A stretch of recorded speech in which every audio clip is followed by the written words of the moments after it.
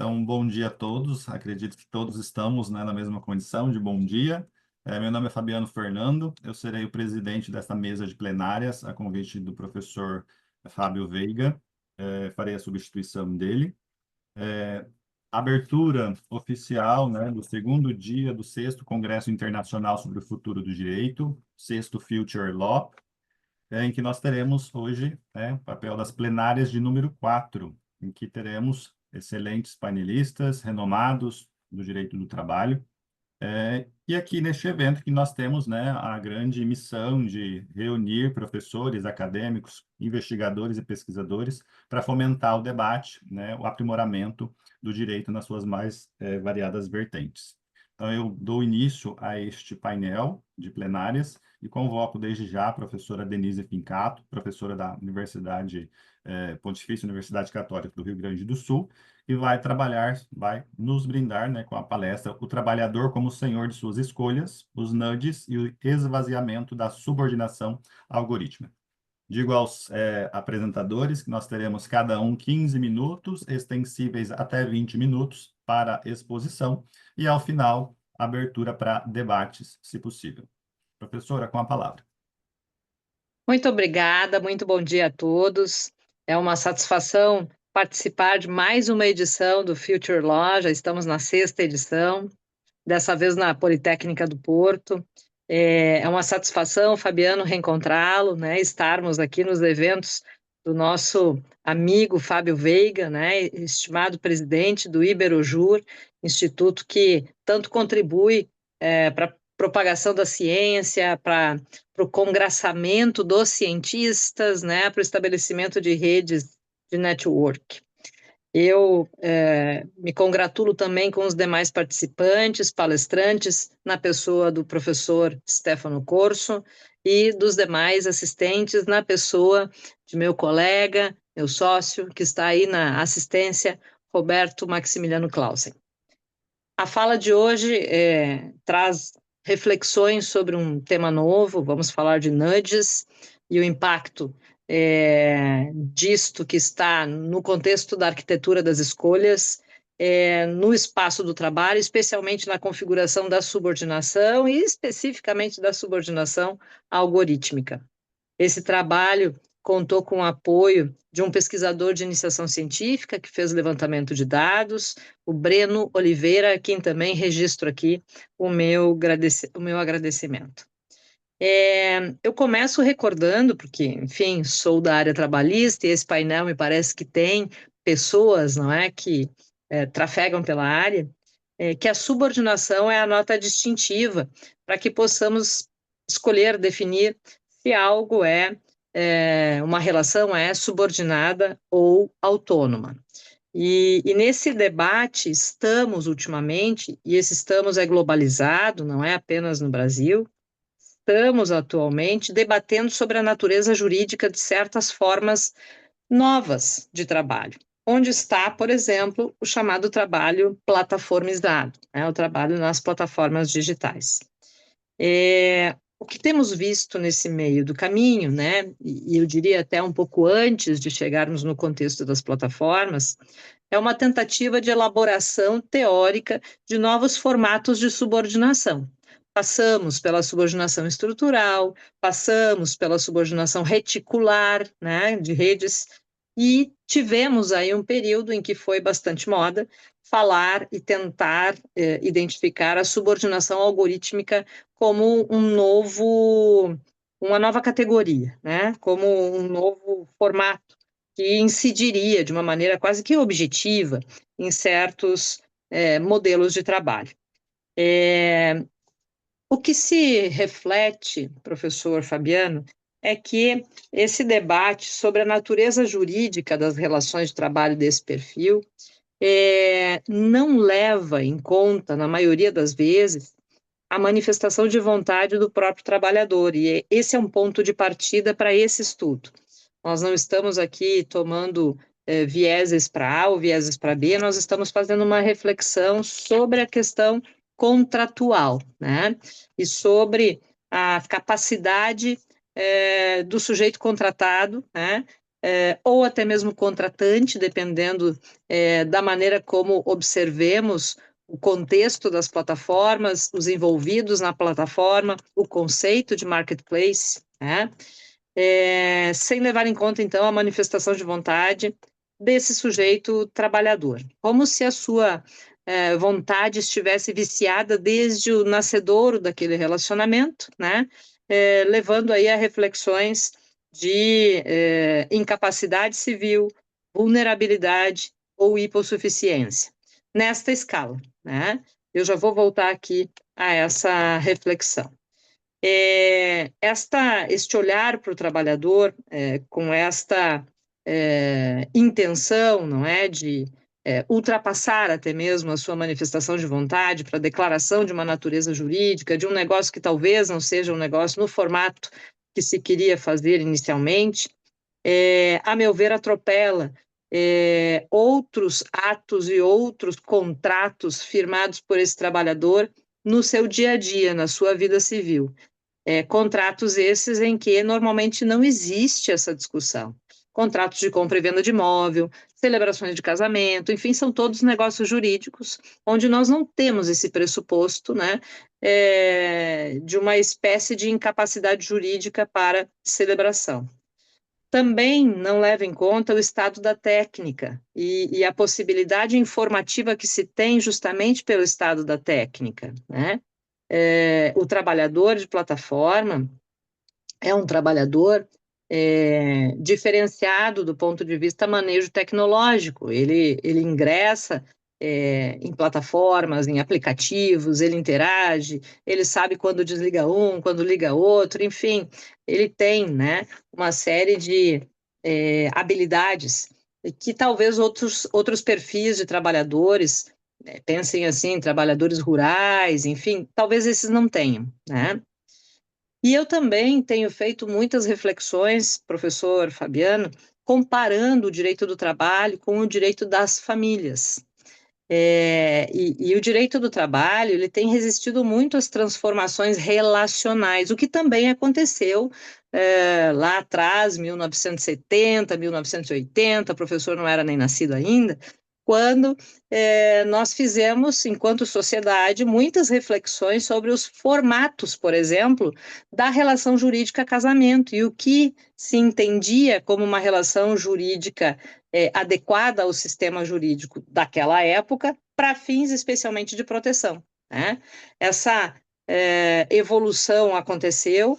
Hoje nós temos justamente o nome do ramo como direito das famílias, né? Porque não temos apenas um formato de família, não temos apenas um formato de relacionamento afetivo, e mais, a cada dia talvez nós tenhamos formatos novos, inovadores acontecendo, e isso não lhes leva a um alijamento da ordem jurídica, da segurança jurídica da sua relação nas questões mínimas, né? Então, falamos em direitos sucessórios, direitos alimentares, enfim, sem qualquer tipo de dúvida, mas não forçando, né, o encaixe desse relacionamento no tipo jurídico A ou no tipo jurídico B, porque se chegou à reflexão de que não havia por que encaixar e não dava para encaixar, né? Então, assim, a partir dessas premissas, né, dessas constatações de fato, a gente começa a pensar na autonomia de vontade, e eu diria assim, na autonomia das escolhas de um ser humano, que é capaz, né? Nós não vamos falar de incapacidade jurídica pelo já dito, o sujeito é capaz para outros negócios jurídicos, então é capacidade civil, sim.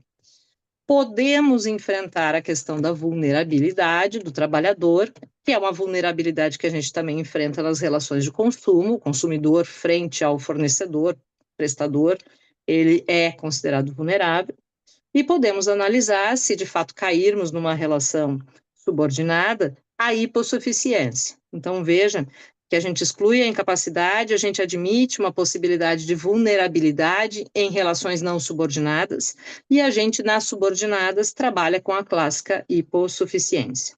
E isso serve para fazer o bom manejo e a boa interpretação dos pressupostos da arquitetura de escolhas, que é uma área da psicologia, né? Área dentro da qual nós localizamos a lógica dos nudges. que são o viés positivo, né, das boas escolhas ou das escolhas com incentivo positivo. Vá por aqui que estará bem, né? Existem os sludges também, que são os estímulos negativos. Não vá por aí porque você vai ter uma doença, porque você vai, enfim, né, sofrer algum tipo de sanção. E na Itália, há livros, né, poucos livros, mas um dos que eu encontrei sobre o assunto, existe a menção como nudge de spinta, da spinta gentile, que é um empurrãozinho, né? Na arquitetura de escolhas se tem ferramentas que vão atingir o psicológico do sujeito e que vão lhe impulsionar para alguma tomada decisória essa, para fins de teoria das escolhas, né? Que é uma tomada para o seu bem ou para o bem coletivo, sempre preservando um espaço de manifestação de vontade, um espaço de autonomia racional, né? Se eu não quero tomar esta decisão, mesmo sendo boa para mim, eu não tomo. Se eu quero comer gordura, se eu quero tomar álcool, se eu quero atravessar a rua no sinal vermelho, enfim, eu tive suficientes sinalizações e informação de que isso não seria o adequado, mas eu resolvo da mesma forma fazê-lo. Então, não há coação aqui, né? Nós estamos diante de um cenário e trazendo para o momento aqui relações de trabalho, especialmente nas plataformas, em que se colocam ou estímulos ou lembretes, informações que permitem ao sujeito trabalhador definir a forma do seu trabalho, né? Eu quero ou não quero estar nesse cenário, eu quero ou não quero estar vinculado a múltiplas plataformas, né? Usando nomes de plataformas que no Brasil são comuns, a pessoa pode estar vinculada ao Uber, ao 99, enfim, a diversas, e fazer o manejo dessas plataformas de uma forma, e eu vou lhes atestar isso, muito racional, porque algumas podem estar com tarifa boa nesse horário, outras não, e o trabalhador maneja essas ferramentas no seu interesse, né? Migra, desliga de uma, vai para outra, migra na medida em que aquilo lhe é mais favorável. Observando horários de ponta, observando desafios que as plataformas podem lançar, né?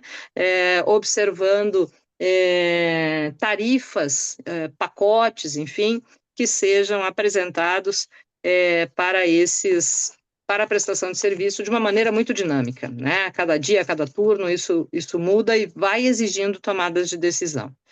No aspecto negativo dos sludges também, porque as plataformas têm se preocupado com a conduta prejudicial ao próprio trabalhador e à sociedade. Então, tem largado lembretes, né? Tem largado, enfim, alertas de excesso de velocidade, de uma quantidade exagerada de entregas, enfim, alguma coisa que também cuide um pouco, né, daquele trabalhador.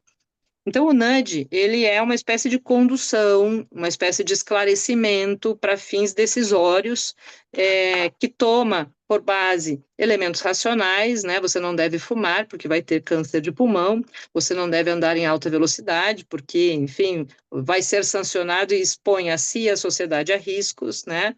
Mas que deixa um espaço decisório. O ser humano é um ser que decide, nem sempre pelo seu bem, nem sempre pelo bem da coletividade, mas é um ser que decide, né? E esses incentivos decisórios, então, nessa linha do estudo da arquitetura de escolhas, eles passam pela graduação, né, de incentivos. O incentivo mais forte está na categoria das ordens e proibições. Faça tal coisa ou é proibido fazer tal coisa. Isso normalmente está nos conteúdos legislativos, né? A segunda categoria é dos desincentivos, incentivos ou negativos, né? Especialmente olhando para as recompensas, desincentivos financeiros. Então, eu sobretaxo o fumo, né? Eu torno mais alto o valor de certos produtos que consumidos geram algum tipo de enfermidade. Esse seria um plano médio. O plano mais leve, né, de interferência decisória seria a liberdade informada, onde se dá a informação, né? Você acaba de ultrapassar cento e tantos quilômetros por hora e isso coloca em risco a você, sua família, não sei o quê, né? Não proíbe, não chama a norma, né? Não multa, mas chama à reflexão. Então, nós temos aqui um espaço de estudo sobre a capacidade decisória, estou cuidando aqui os meus horários, estou quase chegando no fim, onde também precisamos observar as questões peculiares do sujeito trabalhador, né? Ele, a gente fala em nudgeability, ele pode ser influenciável ou não pelas suas experiências, né, relacionais, psicológicas e etc. Então, às vezes, mesmo existindo um nudge de incentivo financeiro, ele pode não ser atingido por aquilo. Eu não vou fazer isso, né? E, enfim, é relativo, e isso é bom, porque deixa um espaço muito grande para que o sujeito, especialmente o sujeito trabalhador, tome as suas decisões, e mais interessante, por isso que o título da palestra é O Trabalhador como Senhor das Suas Escolhas, né? Assuma os resultados das suas escolhas. Isso exige de quem analisa, né, do Poder Judiciário, das autoridades administrativo-trabalhistas, também que se dispam desse papel do exercício do paternalismo libertário, né, que é um paternalismo um pouco questionável, porque ao mesmo tempo que faz toda essa proteção, né, pensa em deixar o sujeito tomar algumas decisões essas que podem ser desfeitas caso, né, tenhamos aí algum tipo de prejuízo constatado. Para fins de encerramento, professor Fabiano, vejo que eu chego aqui nos meus 15 minutos, eu quero destacar que dessa minha fala surgiu um artigo, surgiu um texto, né, e que esse texto já, agora no próximo mês, estará publicado na revista Lex Magister, né? É uma revista de direito, tem diversas áreas, mas é de direito do trabalho que estaremos com essa publicação à disposição dos pesquisadores, né? E nesse aspecto, então, eu gostaria de trazer um trecho, encerrando a minha fala, bem do finalzinho, onde diz assim que, inclusive eu revejo estudos anteriores, porque em algum momento todo mundo falou sobre subordinação algorítmica, né? Nessa minha fala, eu teria dito lá atrás que nem tudo é subordinação algorítmica, que a gente precisaria ter, vamos usar essa expressão, né, a programação do algoritmo com um viés subordinativo, né, com atividades, condicionamentos subordinativos, para que se pudesse falar assim. Continuo com essa lógica, mas vou adiante, né? Em alguns momentos pode nem haver subordinação sequer algorítmica, quanto mais quando a gente olha para essa questão dos nudges. Então, a eventual existência de conteúdo subordinativo nos comandos algorítmicos sequer desencadearia a constatação de uma nova forma de subordinação. Trata-se da subordinação de sempre, exercitada por meios telemáticos. Portanto, atualmente, pode-se afirmar que a subordinação algorítmica não existe nos padrões atuais da técnica. E mais, diante da compreensão da liberdade decisória do trabalhador e da autonomia negocial que este possui, decorrente da capacidade que tem para os atos da vida civil, sequer subordinação haverá em situações como as analisadas nesse estudo, que envolvem o trabalho em plataformas e, enfim, toda essa gerência das decisões pelo próprio ser humano decisor. Eu agradeço muito o espaço, fico feliz em poder compartilhar com vocês essas minhas reflexões mais atuais. Vejam que é pão quentinho, né? Ainda está saindo ali na editora, e fico à disposição, não aqui, lamentavelmente, porque eu já comuniquei à coordenação que tem um compromisso, mas se quiserem depois passar o meu e-mail, professor Fabiano, podem passar para que todos possam tirar suas dúvidas, conversar ou até mesmo pedir o material para mim. Muito obrigado, professora. Comunico aos palestrantes, assim como a professora já anunciou, que ela precisará se fazer ausente por conta de compromissos. Então, eu gostaria de pedir licença aos demais, né, palestrantes, para tentar brindar um pouquinho mais a todos nós, professora, e fazendo uma pergunta. Por quê? Pois não. Muitos assuntos, né? Me parece uma riqueza nessa pesquisa e, coincidentemente, essa semana, um dos meus orientandos escreve sobre arquitetura de escolhas. Então, eu achei Olha, fascinante isso. E não é o que mesmo, coincidência. e não é o mesmo ramo, por exemplo, ele aplica a arquitetura de escolhas no ramo do notariado, ele propõe uma nova figura do notariado que contribua, né, juridicamente para que o notariado faça, através da arquitetura de escolhas, boas escolhas para ajudar, inclusive, né, na diminuição de dissídios jurídicos Sim. no âmbito do Poder Judiciário. Então, isso me chamou a atenção, porque aqui se vale também dessa arquitetura de escolhas como um elemento psicológico para analisar um âmbito da relação, né, laboral. E nós sabemos, professora, eram inúmeros pontos, tá, que eu gostaria de abordar, mas não sei que não tem tempo, então eu vou fazer uma só. A senhora até defende, em alguns casos, nem subordinação algorítmica há. Então, eu pergunto para a senhora o seguinte: diante desse contexto que a gente vive, ali, entre poder diretivo e subordinação hierárquica em relação a essas figuras, a senhora acredita que no ramo desta arquitetura de escolhas, nós partimos para uma situação ainda mais, digamos assim, se pudéssemos dizer, mais vulnerabilidade? Nós deslocamos esse conceito ainda mais em prejuízo ao trabalhador? Eu penso que nós precisamos enxergar o trabalhador nesse contexto relacional, como enxergamos o sujeito consumidor. Ele tem lá a sua autonomia de escolha, ele resolve comprar a geladeira nova, ele resolve alugar o imóvel, né? Ele, enfim, tem lá o seu espaço de decisões e de celebração, não é adesão, celebração, né? De contratos, de acordos, de negócios jurídicos. Mas essa vulnerabilidade, ela não o incapacita, a gente não parte do pressuposto de que aquele negócio jurídico é anulável ou nulo, né?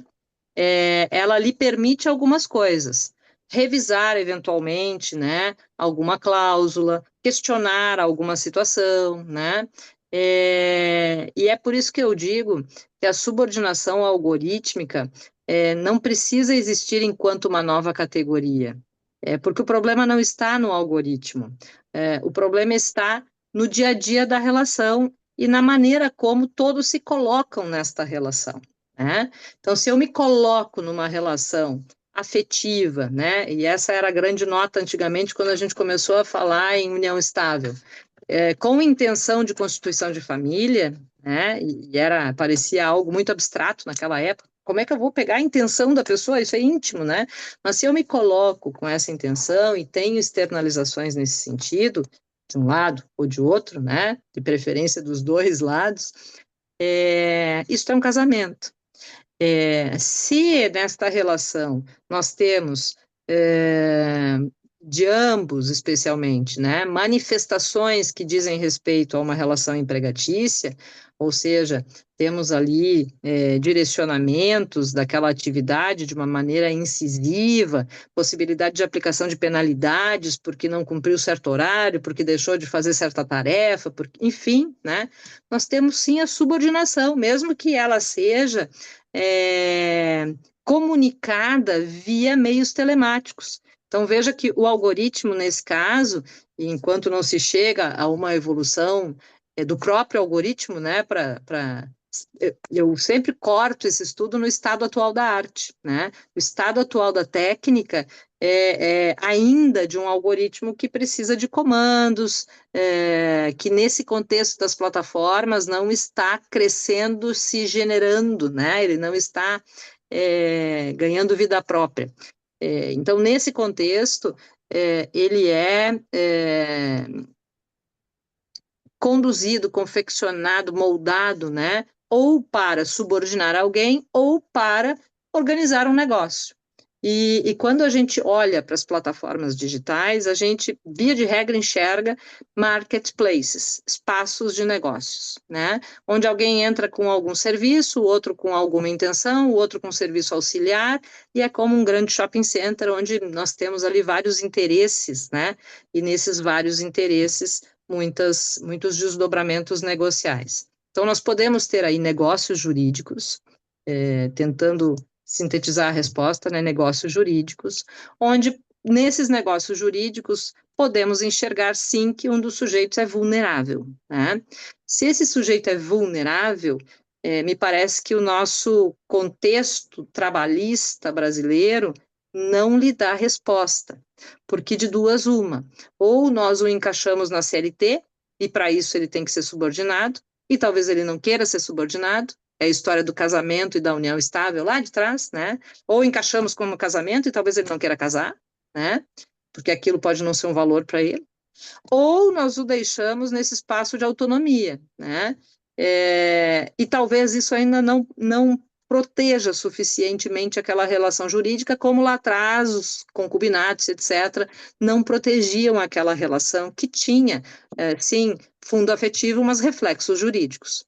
Então, eu chego ao que eu sempre digo: nós precisamos estruturar a terceira via, uma via que enxerga todo esse contexto de arquitetura de escolhas, onde o sujeito, né, toma as suas decisões, mas não se despe dessa vulnerabilidade. Ele precisa ter uma atenção moldada à sua escolha relacional. Eu não quero me casar, mas eu quero ter nesta relação um pouco menos documentada, um mínimo de proteção. Quero ter a garantia sucessória, quero ter o direito a alimentos, enfim, isso não é algo, e já foi assim, né, estrito do casamento. Isso é algo que da relação mantida se estabelece. Mas a gente precisa andar aí alguns patamares para que possamos ter a maturidade dessa reflexão na área trabalhista. Serve o direito das famílias como um bom modelo, então, para que a gente possa, né, quiçá um dia, daqui a alguns anos, estar de novo num congresso desses, né, contando essa história e dizendo, né, desse passo que estamos tentando dar em termos de evolução reflexiva.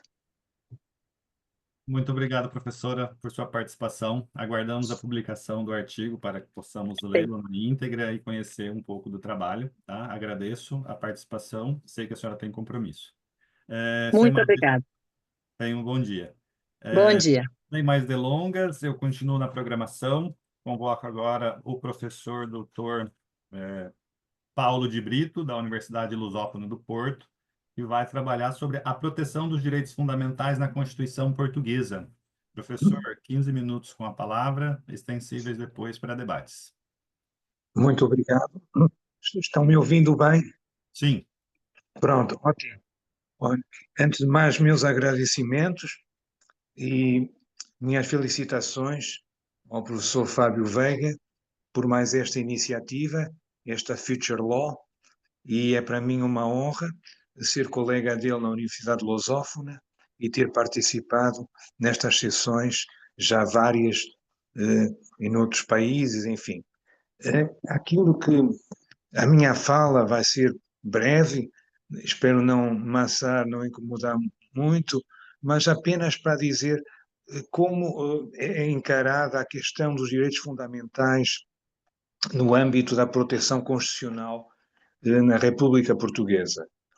Bom, a Constituição Portuguesa optou por proteger os direitos fundamentais de uma forma mais ampla possível, ou seja, não só aqueles que estão expressamente previstos na própria Constituição, mas todos os outros.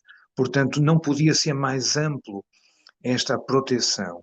Como todos nós sabemos, a Declaração Universal dos Direitos Humanos de 1948 resultou de uma resolução da Assembleia Geral das Nações Unidas.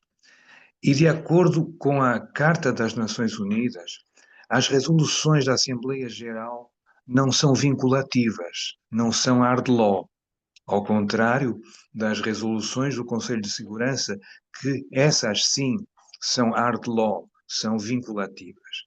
Acontece que, para a República Portuguesa, a Declaração Universal dos Direitos Humanos é hard law, ou seja, é vinculativa, ou seja, todos os direitos fundamentais constantes da Declaração Universal dos Direitos Humanos foram constitucionalizados na República Portuguesa. Portanto, todo o direito fundamental previsto na DUDH, na Declaração Universal dos Direitos Humanos, tem exatamente o mesmo valor constitucional de qualquer outro direito fundamental que esteja previsto na própria Constituição Portuguesa. E, portanto, acontece exatamente isso porque a própria Constituição Portuguesa constitucionalizou todos os direitos fundamentais constantes da DUDH, da Declaração Universal dos Direitos Humanos, e, inclusive, a própria Constituição abre as portas para constitucionalizar todos os direitos fundamentais, quer eles estejam na Constituição, na lei ordinária, quer eles estejam nas regras do direito internacional. Por exemplo, voltando exatamente às regras do direito internacional, todos nós conhecemos o Pacto Internacional de Proteção dos Direitos Civis e Políticos, the UN Covenant on Civil and Political Rights, que é um tratado de 1966, mas que só entrou em vigor em 1976, 1907 e meia.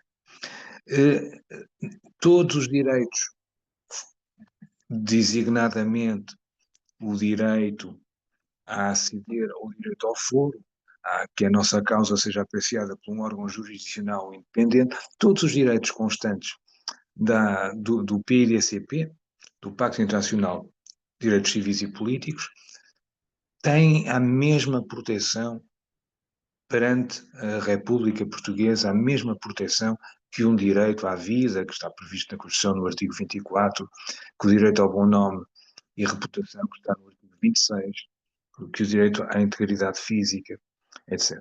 Ou seja, a proteção, the layers of protection, o âmbito de proteção dos direitos fundamentais perante a República Portuguesa é o mais amplo possível.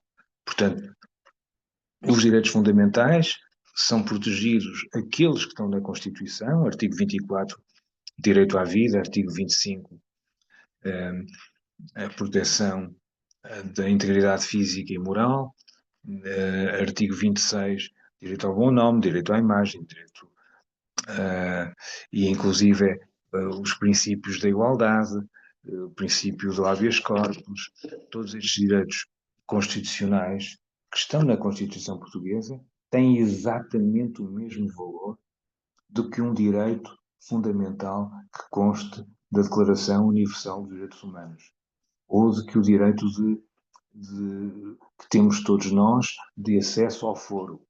Inclusive, esse direito pode-se dizer que, infelizmente, é violado sempre que nós entramos nos Estados Unidos, porque quer sejamos brasileiros, quer sejamos da União Europeia, temos que apresentar uma declaração em que renunciamos ao foro, ou seja, I waive my rights to prosecute the United States in case of any illegal decision taken by the immigration officer.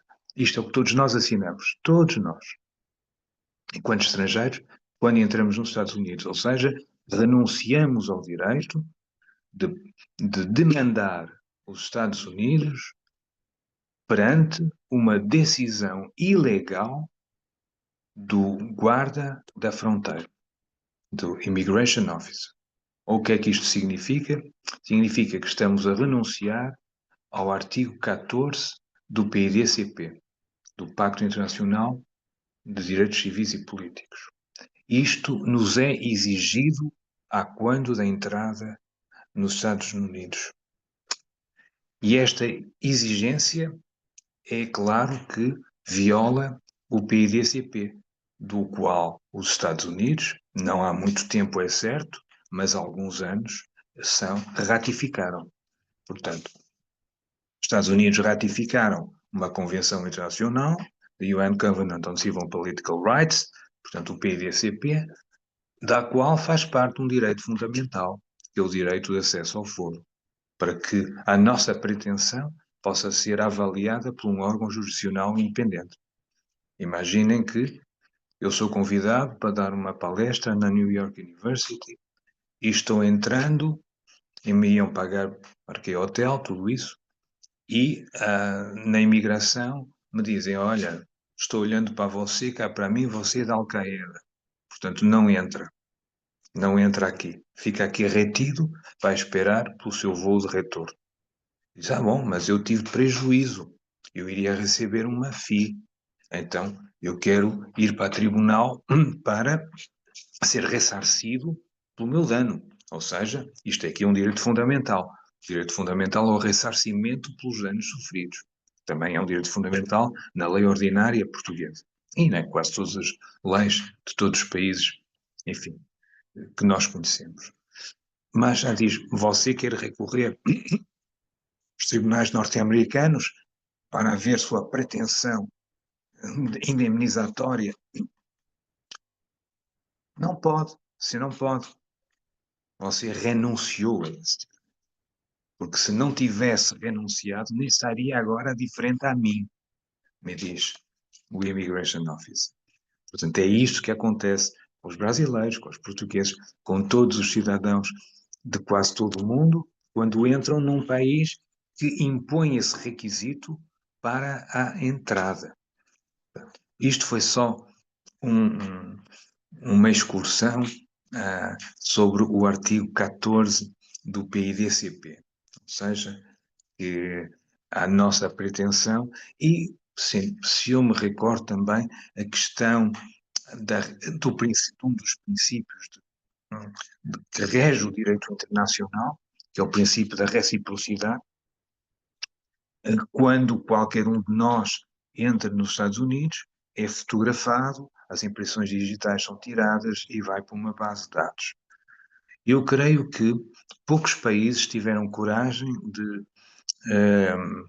de aplicar esse mesmo princípio da reciprocidade na entrada de cidadãos norte-americanos, mas eu poderei dizer que o Brasil teve essa coragem. Na Europa, não. Eu não sei como é atualmente no Brasil, mas sei que, pelo menos no primeiro mandato do presidente Lula, isso acontecia. Os norte-americanos, quando entravam na República Federativa do Brasil, tinham que cumprir os mesmos requisitos que um brasileiro à entrada, portanto, ou seja, impressões digitais e fotografia da íris para uma base de dados.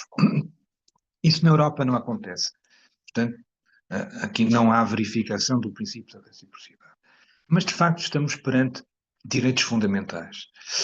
E o que eu queria explicar, só não demorando muito, é que a proteção dos direitos fundamentais na República Portuguesa é o mais ampla possível. Ou seja, perante um tribunal na República Portuguesa, eu posso invocar um direito fundamental que está na Constituição Portuguesa, ou que está na lei ordinária, ou que está na Declaração Universal dos Direitos Humanos, ou que está no Pacto Internacional sobre Direitos Civis e Políticos, ou que está na Convenção Europeia dos Direitos Humanos.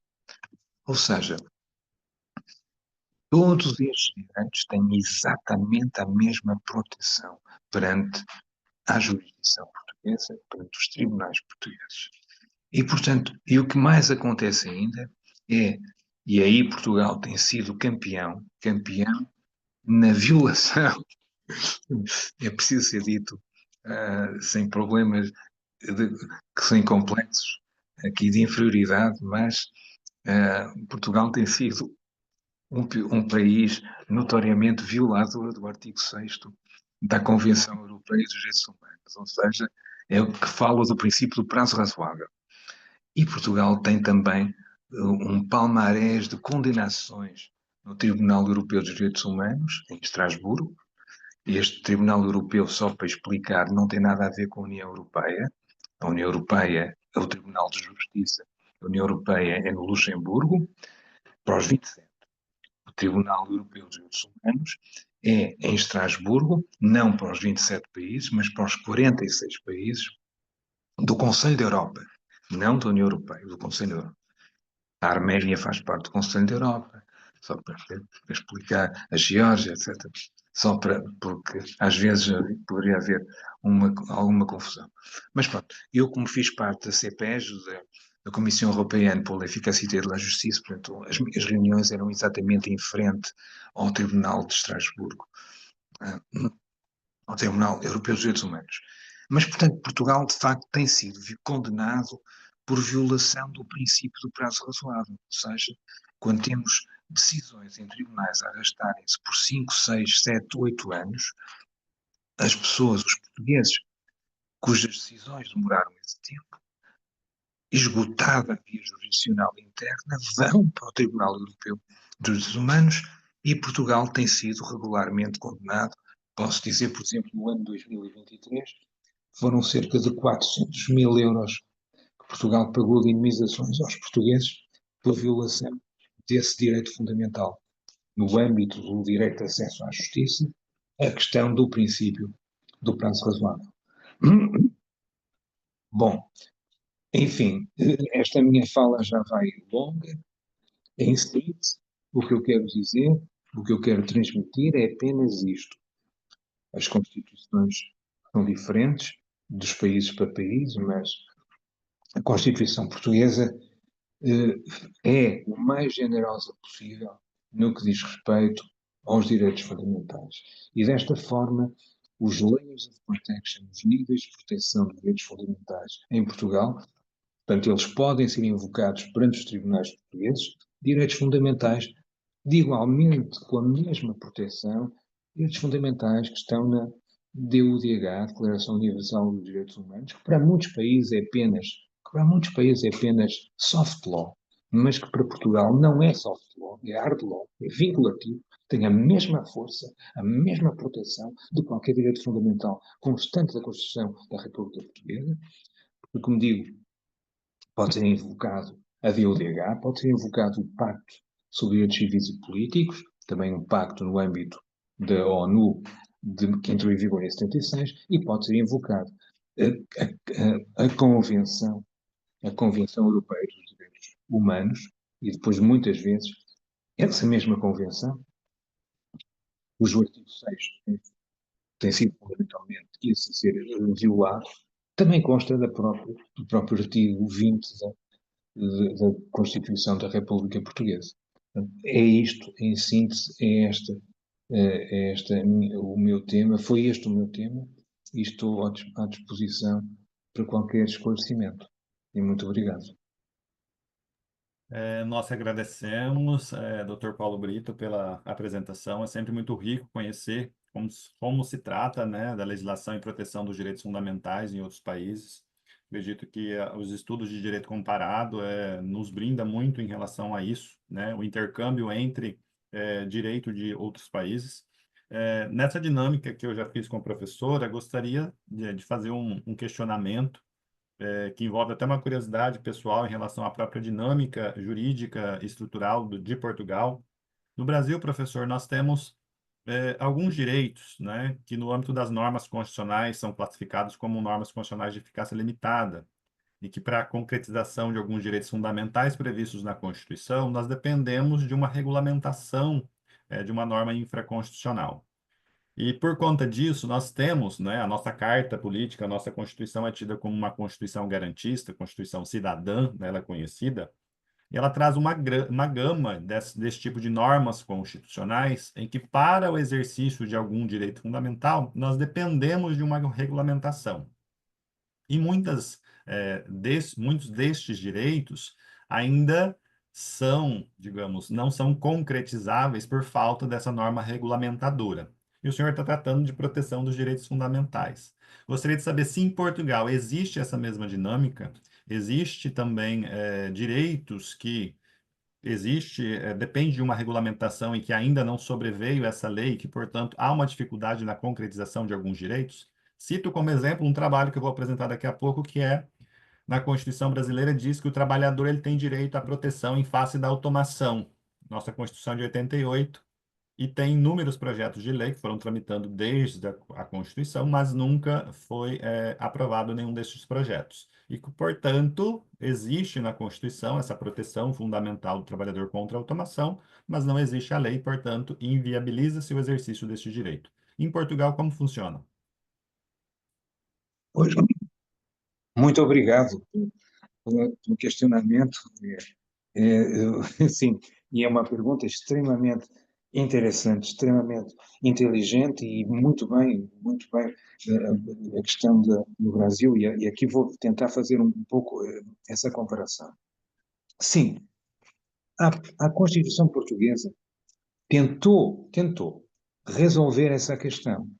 Quando ela diz assim, os preceitos constitucionais respeitantes aos direitos, liberdades e garantias são diretamente aplicáveis e vinculam às entidades públicas e privadas. Ou seja, em princípio, eu vou dar um exemplo, o que aconteceu na realidade com um político. Era um deputado do partido, pronto, não interessa, era de um partido, enfim, e estava na Assembleia Legislativa, aqui se chama Assembleia da República, quando um juiz um, entrou na Assembleia e deteve o deputado. Isto foi em 2003. Estava ele, deputado, acusado, pediu a retirada de imunidade parlamentar ao Presidente da Assembleia Legislativa, da Assembleia da República, lhe foi retirada a imunidade parlamentar e o deputado foi detido e foi colocado em prisão preventiva. Foi detido pelo o juiz de instrução criminal, entrou no Parlamento e deteve o deputado. E o deputado ficou acusado de pedofilia, e, portanto, em prisão preventiva. Acontece que mais tarde ele altera essa medida coativa, a prisão preventiva, para uma ou outra, e depois vai à instrução criminal e tem uma não pronúncia. Resumindo, acaba por nunca ir a julgamento. Então, o que é que ele faz? Propõe uma ação indemnizatória contra o Estado português. E essa ação indemnizatória tem cobertura na Constituição portuguesa, porque diz que o Estado e as demais entidades públicas são civilmente responsáveis, em forma solidária, constituir os seus órgãos, funcionários ou agentes por ações ou omissões praticadas no exercício das suas funções e por causa desse exercício de que resulte violação dos direitos, liberdades e garantias ou prejuízo para outrem. Ou seja, a Constituição Portuguesa estava dizendo sim, e eu estava dizendo a minha liberdade, o meu direito fundamental à liberdade foi violado, porque eu fui detido e, no final, nunca fui julgado, porque nada havia contra mim. Enfim, e portanto ele pediu uma indemnização e, na verdade, lhe foi concedida uma indemnização pelos tribunais portugueses.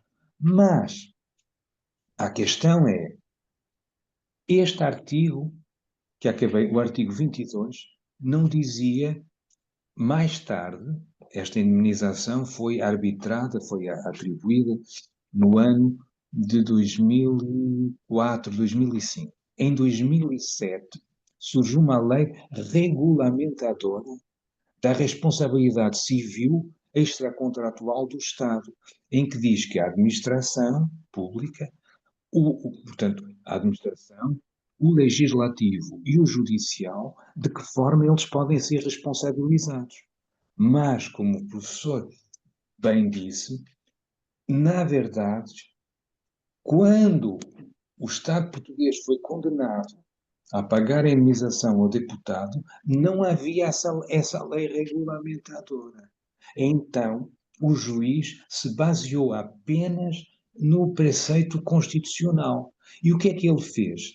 Ele, juiz, interpretou o preceito e ele colmatou essa falta de regulamentação ordinária, digamos assim, através da lei ordinária.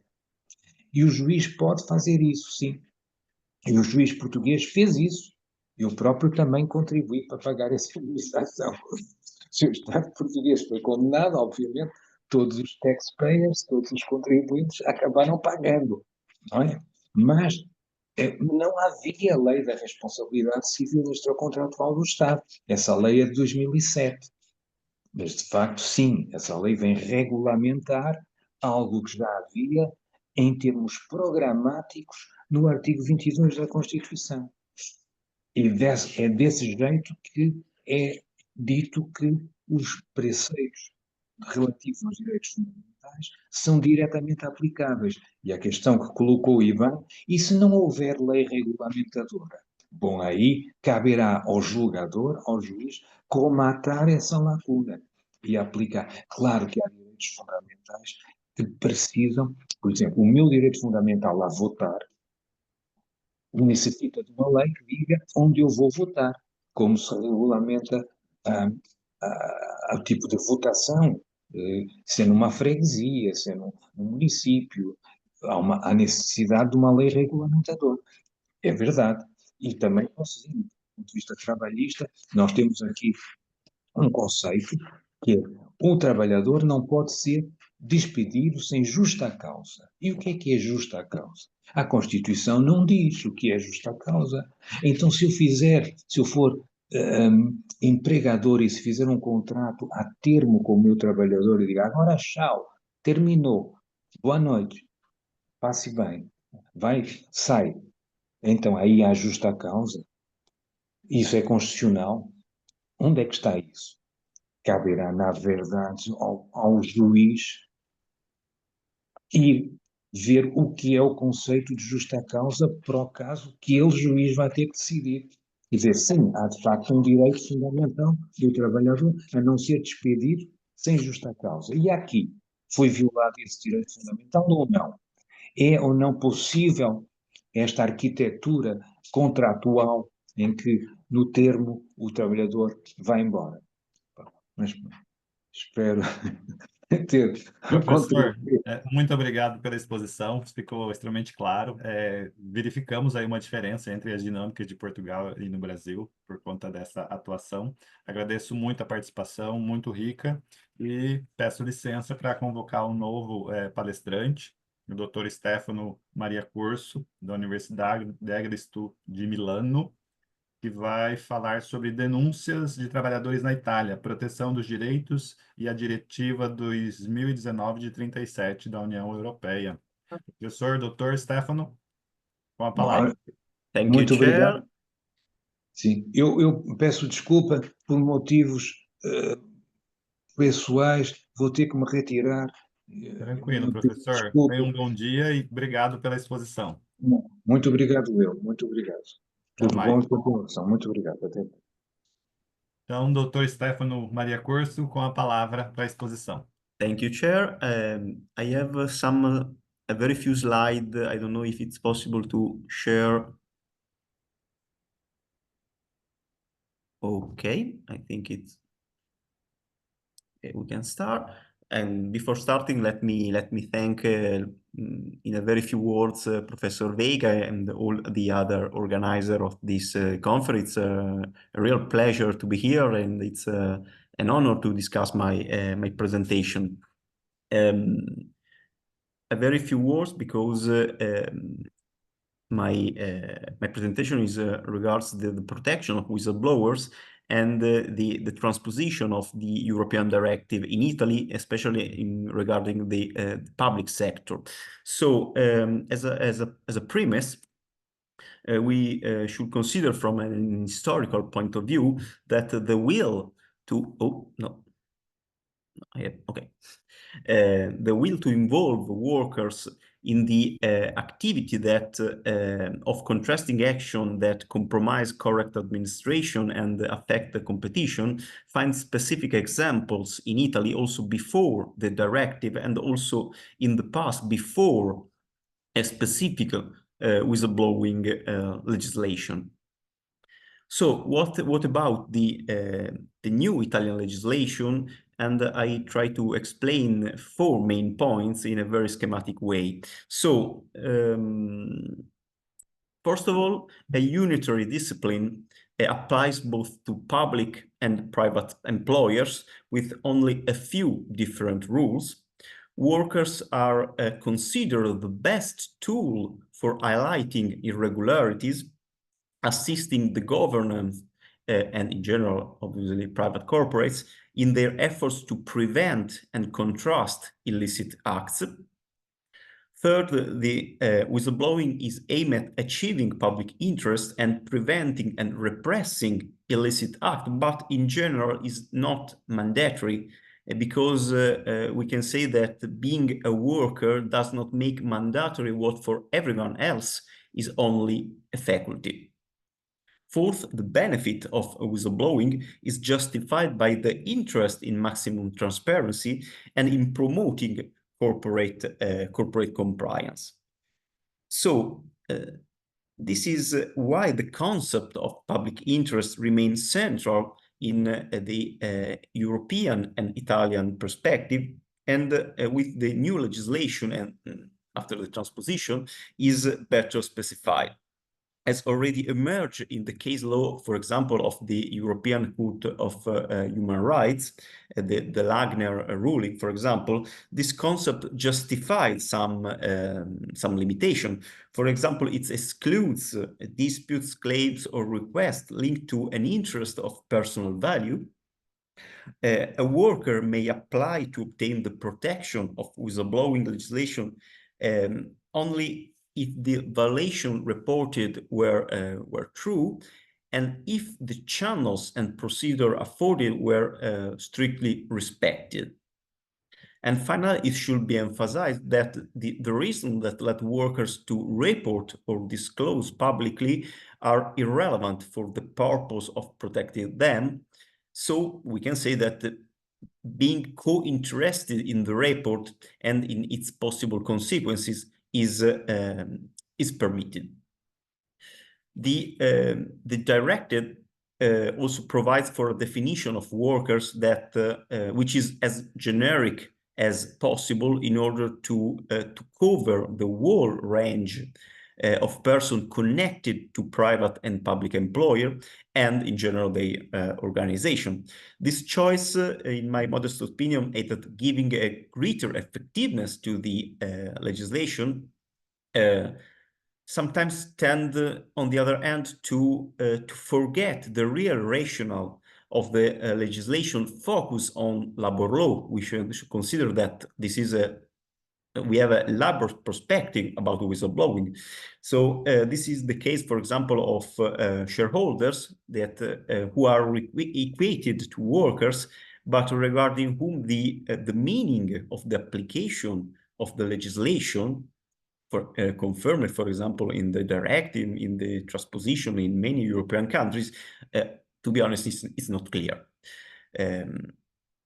Again, a particular care is dedicated to the concept of information, because only if workers are fully aware and have a clear knowledge about the whistleblowing criteria, they can make a real informed decision.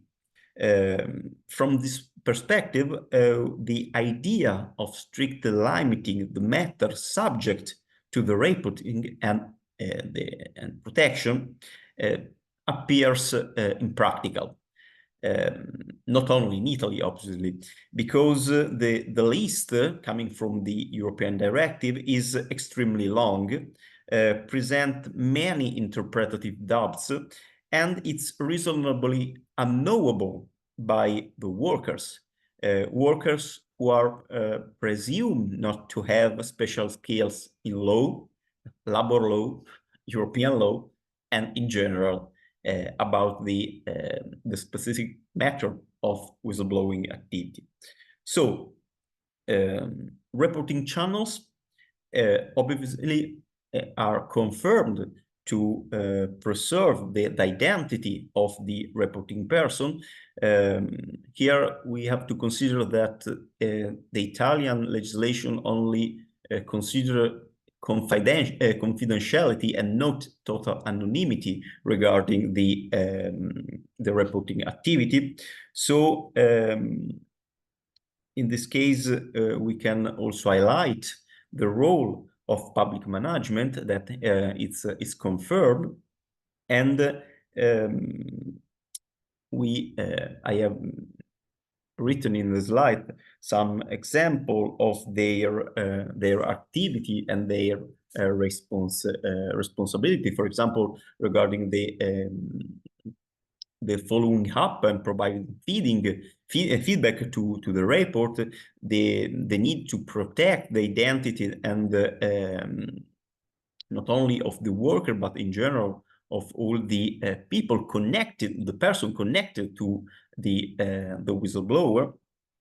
And this is the reason why, as anticipated, the identity of the reporting person and any other information from which such identity can be in concrete deduced directly or indirectly cannot be revealed without the express consent of the reporting person. Here in Italy, we have something like an express consent rule about this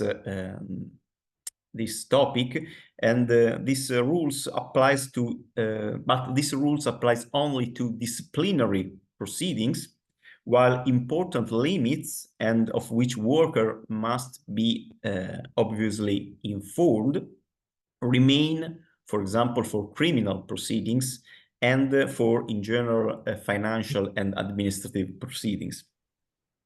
So, because in these proceedings, after close the investigation phase, the right to defense and the cross-examination prevail.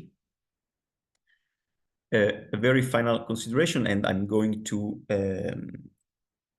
conclude. Another aspect to consider, which is especially critics for company, refers to the limit of the so-called external reports or public disclosure, because there is often a conflict between the public interest in whistleblowing and the company interest to support the internal management and of especially critical reports. So this is clear because any in-house solution would mean accepting that the report is managed by and under the control of the employer, while any external action where the procedure and the results cannot be controlled will result in the lack of trust that the employer and in general the company can regulate the matter and act to prevent unlawful and irregular events. So, which is the position of the European Union? The European Union provides with equal effect, but not exactly with equal consequences, for internal reporting channel, external reporting channel, and public disclosure. It's clear, even if internal channels are encouraged, see, for example, Article 7 of the directive only, on the other way, fails to indicate any real order of priority between the reporting channels. In other words, according to European legislation, it's not possible to design a strict hierarchy for the criteria to be used in reporting illegal activity, and this is why it's difficult for the employer and for companies to prevent or limit potential damages. The Italian situation is quite different because, on the contrary, the Italian legislator introduced a real up-to-ladder approach, which is more protective for employers and based on a logic of prevention, probably, rather than repression. If there is no internal whistleblowing procedure that provides guarantees, the worker is free, obviously, to choose the recipient of the rape. But in all other cases, the Italian legislation imposed the internal reporting channels as the preferred, while external reporting channels come second and must be considered only in the presence of specific circumstances, such as the lack of follow-up within a reasonable period, and the existence of contraindication to the use of the previous internal channels. In other words, external reporting and public disclosure are legitimate, but only under certain conditions. And in this perspective, we can say that a new duty of loyalty by the worker is introduced in the legal framework. So, in conclusion, which is the problem today? The nature of whistleblowing is still dual. We have an original perspective where whistleblowing was considered for only external use because it's encouraged and protected by law precisely so that the knowledge acquired by the employee can be spread outside to reach the authority. Now this perspective probably change or start to change because after the directive, the whistleblowing is also starting to be considered as an internal tool of self-regulation for organization, for conflict settlement, and as a collaborative remedy for informative asymmetry between, first and foremost, employer and employees. For this reason, now legislation often seems to follow a middle of the road orientation in balancing the interest at stake without, on the other hand, resolving the underlying question about what systematic meaning should be attributed to whistleblowing and deferring any concrete interpretation to the analysis on a case-by-case basis. Thank you very much, and thank you for your attention. Thank you, Professor. Thank you for our presentation. It's an honor to know you and to hear. Aos demais participantes... The honor is mine, obviously. Thank you. Aos demais presentes, na sequência, daqui uns minutinhos, nessa mesma sala, outros painéis vão acontecer. E a partir de agora, eu transmito o host. Thank you, Professor. Eu transmito o host para a organização e me encaminho para o painel que eu vou conduzir, painel de número 5. Tá? Muito obrigado a todos.